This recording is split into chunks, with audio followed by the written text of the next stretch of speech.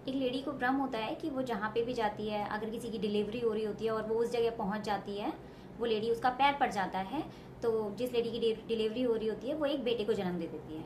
अगर उसके पेट में बेटी भी होती है तो वो बेटे को जन्म दे देती है, उसको ये भ्रम होता है, जबकि उस लेडी के खुद के 2 बेटियां होती हैं। और जब उसकी बहू की बेटी होती है, उसकी बहू की भी 2 बेटियां होती हैं, जबकि वो अवेलेबल होती है वहाँ पे, सिर्फ पैर नहीं, वो पूरी अवेलेबल होती है।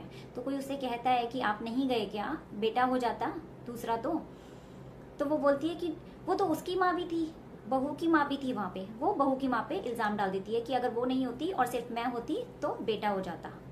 लेकिन तब वो ये चीज़ नहीं समझ पाती कि जब उसकी बेटी के बेटा हुआ था तो दामाद की माँ भी थी, सारा क्रेडिट वो खुद ले लेती है।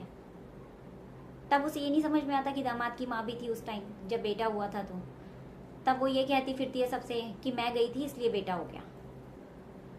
अब उसका भ्रम ऐसा कोई तोड़ दे तो वो उसे पागल समझती है कि ये तो मेरे बारे में गलत बोल रही है।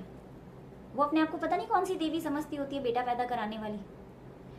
मतलब जो जन्म दे रही है, जो माता पिता बन रहे हैं, उनका तो कोई रोल ही नहीं है, उन्होंने तो कुछ नहीं किया 9 महीने तक। वो तो बस लास्ट मोमेंट पे आके उसका पैर पड़ जाए और वो बेटा पैदा करा देगी। वो ऐसी लेडी होती है, इतनी गलत लेडी होती है वो। और अगर उसे कोई गलत बोल दे तो वो उसे बदनाम कर देती है, उसे ही पागल बना देती है।